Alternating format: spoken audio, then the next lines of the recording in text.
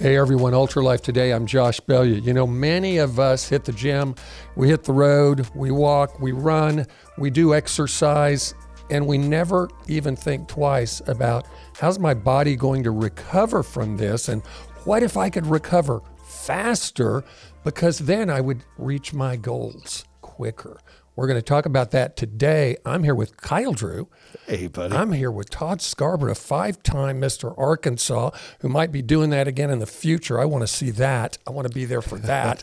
Todd, welcome again. Let's talk about recovering from exercise, and is there a way to make it faster, speed it up, get to our goals quicker?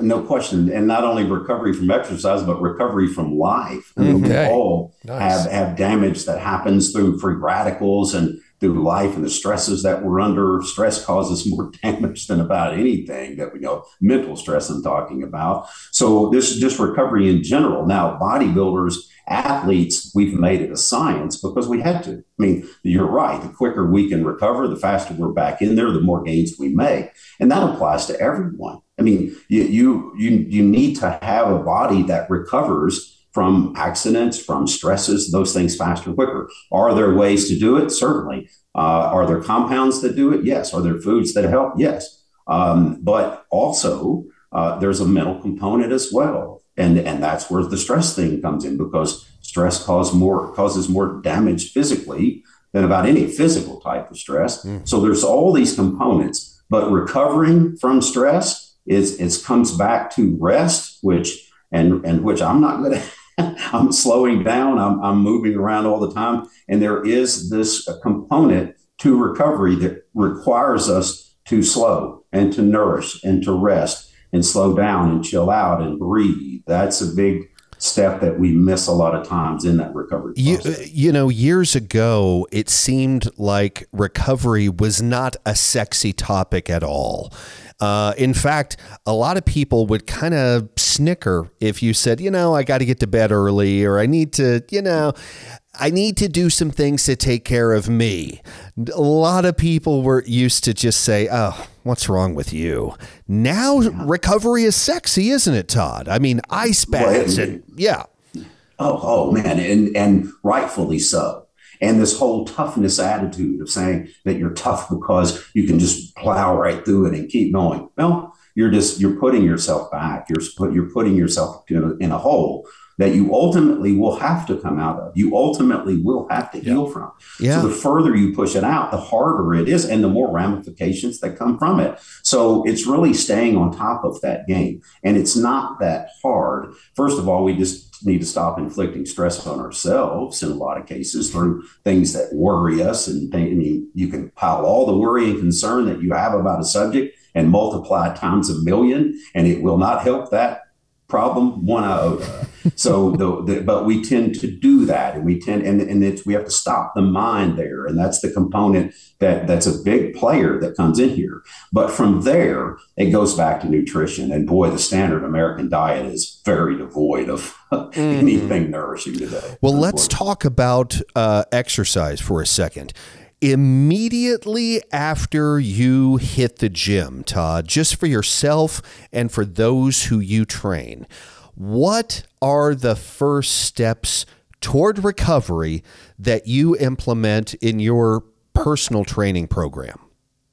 And that's a really good point. And what now we know that right after a workout or any type of stress, there is this window of opportunity for the body to be able to heal and to draw in nutrition, because the signal that is being sent is that we need to do this. You guys just pounded us in the gym, or you had injuries or surgery, whatever it may be. All of a sudden it's focused on that. So that first part of that equation right off the front end, that's why icing things help, because it brings in blood flow and it brings down inflammation. So these steps off the front end, that they're very critical to get nutrition in at that point. After my workout, first thing I do is I take a protein shake to re-nourish the body, because I've burned carbohydrates. I have need for carbohydrates in the muscle. I have need for protein to recover. The first thing I do is take a protein drink that gets in very quickly, digests very quickly. That's the first form of recovery that I do. From there, I utilize making sure I get sleep. I take melatonin personally. I take about 10 to 15 milligrams at night. That helps me get into a deep sleep, which is huge. But now the biggest thing, and you said it earlier, an ice bath, and boy, people don't like to hear that. I mean, it's hard to get used to, but the benefits of hot cold therapy is amazing. A cold plunge is about the most electrifying thing you can do to your body. it brings out the mind itself starts to activate, neurotransmission goes through the roof. You go into this kind of survival shock mode. And then when you get out, everybody that gets out goes, wow. I mean, it is like a rush of energy. It's a rush. It's a euphoria. You can be really tired. You get in that ice bath for just 30 seconds or 45 and you come out. And athletes have known this for a long time as far as using it for therapy and for recovery. But as far as the benefits from it, now we're understanding the mental benefits and everything that comes from that. Everybody wants hot water and it's comforting. It's fun. And I love hot baths as well. But that cold plunge has more benefits than any heat therapy does. That's so interesting. Just out of curiosity, how often do you tend to cold plunge? Are you intermittently or are you regularly?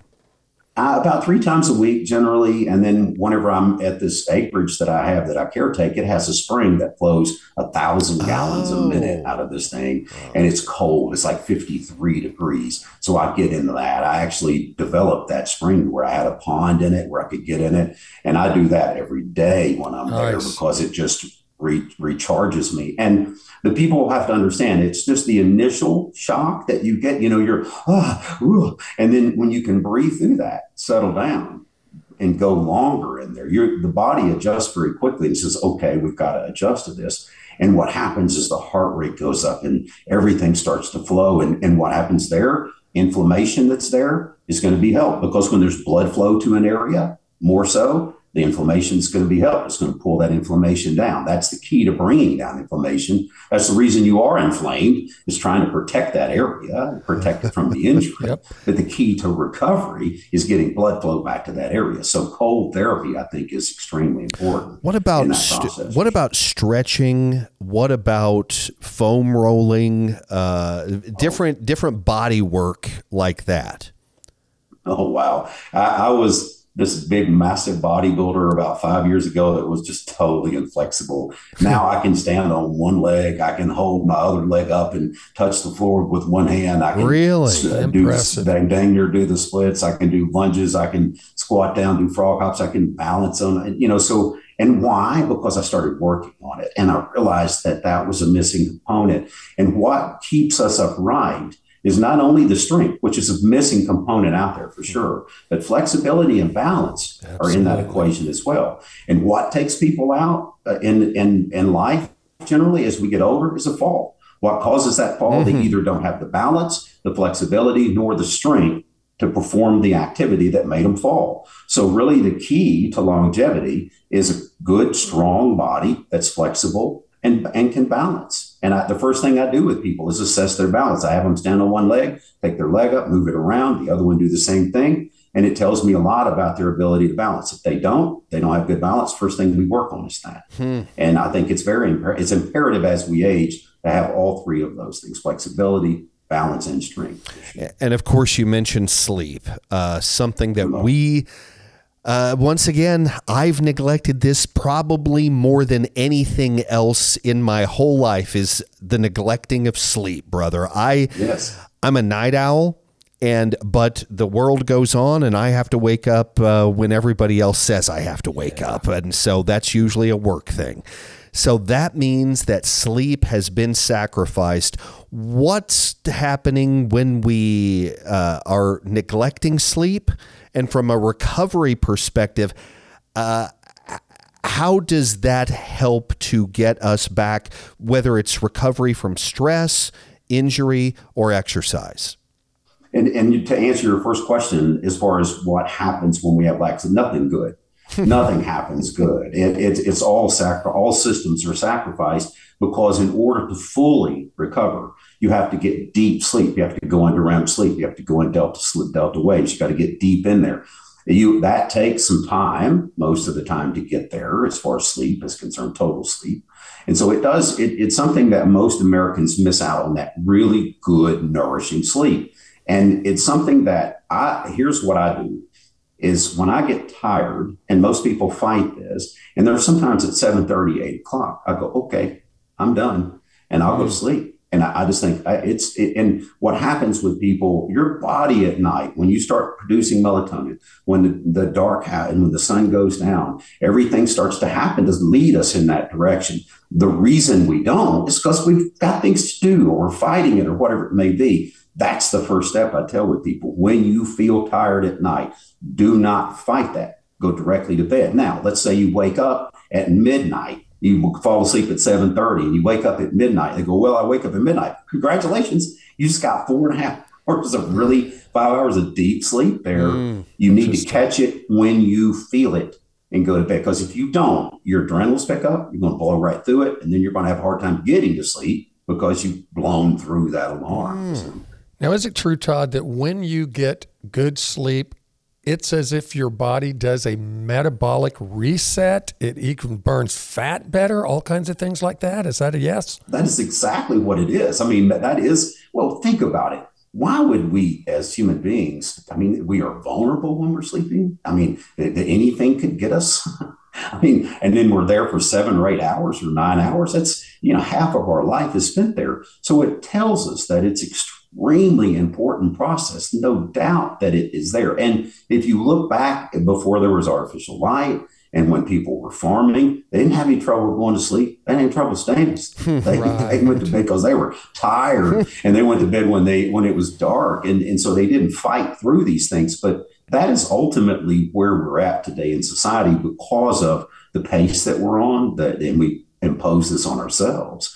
But the real key to turning it around in the sleep side of things is when you feel that, go to bed. And even if you sleep deep for 3 hours and wake up and you're asleep for another, or you're awake for another 2 hours at night or 3, so be it. It's okay. You've gone to sleep when your body instinctually needed it. And I think that's how we get into this deeper sleep quicker, because you're not fighting it. You're catching it when it's there and you're acquiescing to it. You're saying, okay, I'm going to go. And then it's amazing. There's times I'll do that. And at midnight, I'll wake up and I've got energy and I'll work for 3 hours and I'll go back to sleep again. I mean, it's just going with those rhythms and feeling what the body's trying to tell you. I'm acquiescing to you. That's all there is to it. I have been fighting sleep. And that's, boy, somehow you convicted me a little bit because you said, stop fighting it.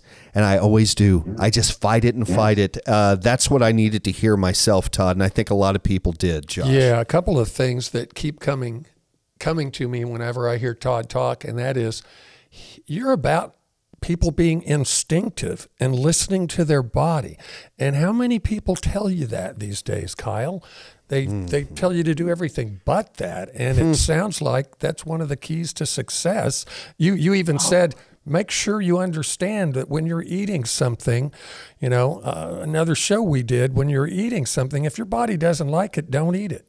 Go with what works for you, and obey your thirst. You know what? Exactly. No, it's a very good point. And here's why these people that are in their 90s that live a long, successful life, they found a rhythm. They found a rhythm that works for them, and they've done it through instinct. And it's like, this works for me. That doesn't work for me. My great grandmother was 95 when they put her into a nursing home, and she dipped snuff from the time she was probably 2, because they gave it to them when they were young. Yeah, really? So she dipped snuff her entire life. And so the doctor at 95, when they put her into a nursing home, took her snuff away. Okay.